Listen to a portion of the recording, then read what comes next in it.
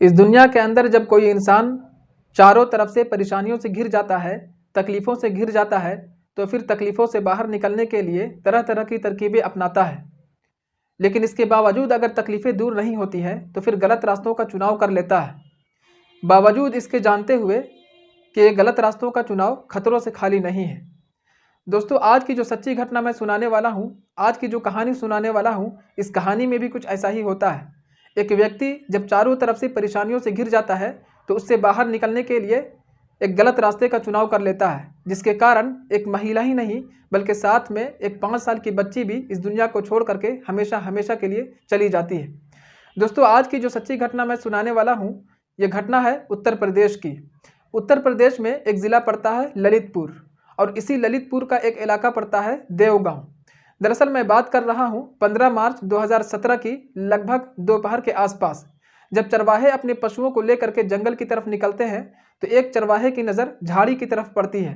वो नज़दीक झाड़ी के जब जाता है तो देखता है कि एक महिला की लाश पड़ी हुई है, और नज़दीक जाता है तो देखता है कि महिला ही नहीं बल्कि उसके आसपास में एक और 5 साल की बच्ची की लाश पड़ी हुई है। जब वो चरवाहा देखता है इस नज़ारे को तो तुरंत ही अपने साथियों को भी बताता है, और फिर ये खबर पूरे गांव में फैल जाती है।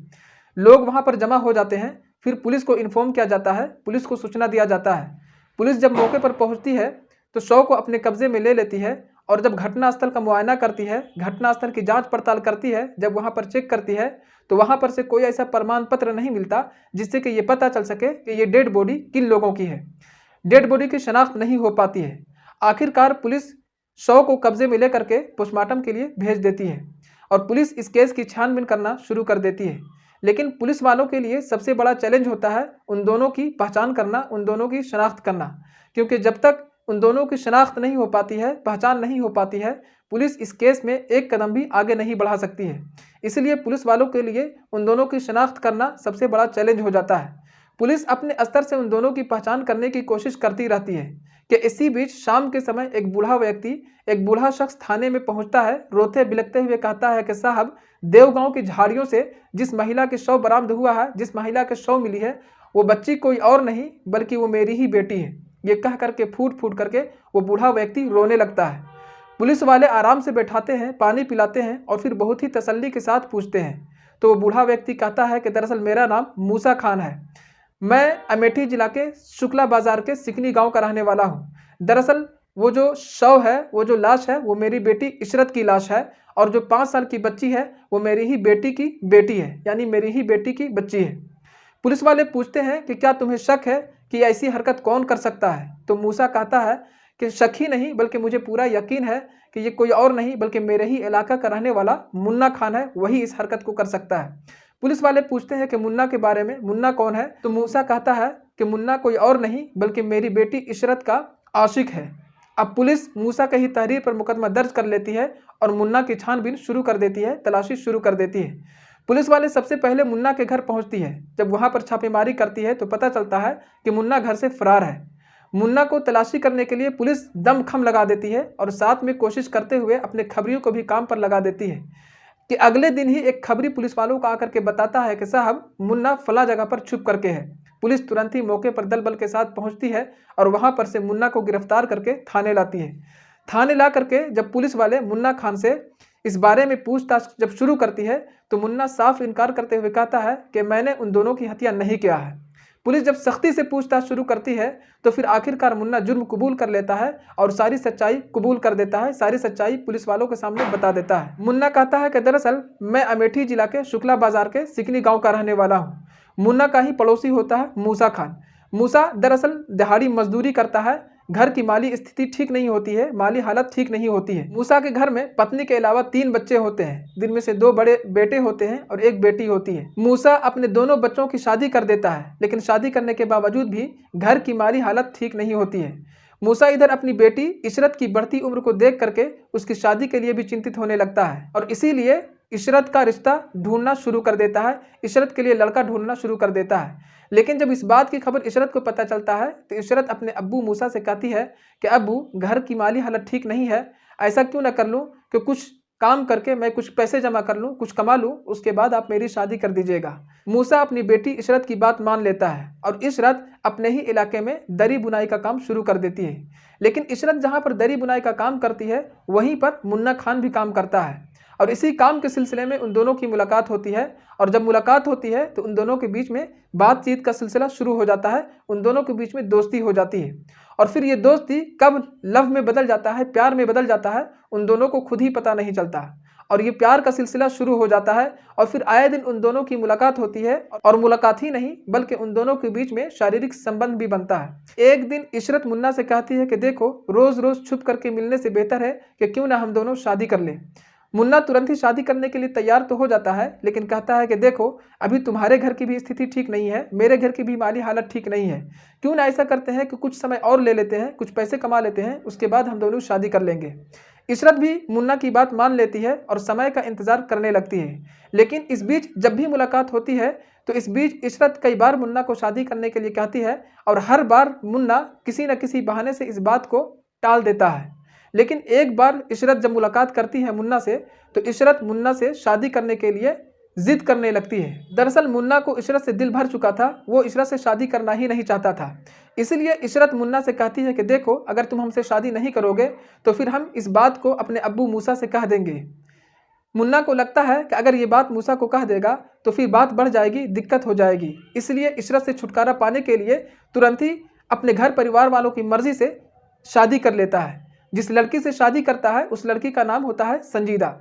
जैसे ही संजीदा से शादी करके उसे पत्नी बना करके अपने घर लाता है, तब जाकर के पता चलता है कि दरअसल इशरत प्रेग्नेंट हो चुकी है। जब इशरत प्रेग्नेंट हो जाती है तो तुरंत ही इस बात की जानकारी उसके अब्बू मूसा को भी हो जाती है। मूसा गुस्से से तिलमिला उठता है, अपनी बच्ची इशरत को बैठाता है और जब सख्ती से पूछताछ शुरू करता है तो इशरत सारी सच्चाई अपने अब्बू मूसा से बता देती है। जब मूसा ये पूरी सच्चाई जान लेता है तो तुरंत ही मुन्ना के घर पहुंचता है और कहता है कि तुम मेरी बेटी से शादी कर लो। लेकिन मुन्ना साफ इनकार करते हुए कहता है कि देखो, ना ही मैं तुम्हारी बेटी से कभी मिला हूं और ना ही मैं उसको जानता हूं। इशरत जो कुछ भी बोल रही है बिल्कुल झूठ बोल रही है। ये सुनते ही मूसा गुस्से से भड़क उठता है और सीधे शुक्ला बाजार थाने पहुंचता है और वहां पर मुन्ना के खिलाफ मुकदमा दर्ज कर लेता है। जैसे ही मुकदमा दर्ज होता है, इधर इसी मुकदमा के चलते मुन्ना जेल चला जाता है और फिर समय गुजरता है। कुछ ही दिनों के बाद इशरत एक बच्ची को जन्म देती है, जिस बच्ची का नाम रखती है महलका। समय व्यतीत होता है और कुछ दिनों के बाद फिर से बेल पर रिहा होकर के मुन्ना जेल से बाहर आता है। जब जेल से बाहर आता है तो फिर से इस केस की आखिरी सुनवाई का डेट 23 मार्च 2017 को पड़ता है। जैसे ही तारीख नज़दीक आ रही होती है, मुन्ना को इस बात का टेंशन होता है, मुन्ना को इस बात का डर सताने लगता है कि फिर से वो जेल चला जाएगा। इसलिए वो इस केस को सुलह करवाने के लिए इशरत के पिता, इशरत के अब्बू मूसा के पास पहुंचता है और कहता है कि इस केस को सुलह करवा लिया जाए। लेकिन मूसा कहता है कि देखो, इस केस का सुलह करवाने का सिर्फ एक ही उपाय है कि तुम मेरी बेटी इशरत से शादी कर लो। ये सुनते ही मुन्ना कहता है कि ठीक है, सोच करके बताएंगे। उस दिन घर चला जाता है और फिर अगले दिन सुबह फिर से इशरत के पास जाता है और कहता है कि देखो, इस केस को वापस ले लो, इस केस में सुलह करवा लो। इशरत भी वही बात कहती है कि तुम मुझसे शादी कर लो, ये केस हल हो जाएगा। इशरत कहती है कि देखो, इस उम्र में हम 5 साल की बच्ची को लेकर के कहाँ जाएंगे, किसके साथ जीवन व्यापन करेंगे, किसके साथ जिंदगी गुजारेंगे, जिंदगी में मेरा अपना कौन होगा। ये सुनते ही मुन्ना को लगता है कि ना ही इस केस का सुलह होगा और ना ही हम इससे शादी करेंगे। अब उसे इस बात का डर सताने लगता है कि उसे जेल जाने से कोई नहीं रोक सकता। इसीलिए जेल जाने के डर से और इशरत से पीछा छुड़ाने के लिए वो एक षड्यंत्र बनाता है और अपने षड्यंत्र के हिसाब से वो ये डिसीजन लेता है कि क्यों ना इशरत को ही इस दुनिया से हटा दिया जाए। फिर एक दिन इशरत से मुलाकात करता है और इशरत के सामने आकर के कहता है कि देखो, हम दोनों शादी कर लेते हैं।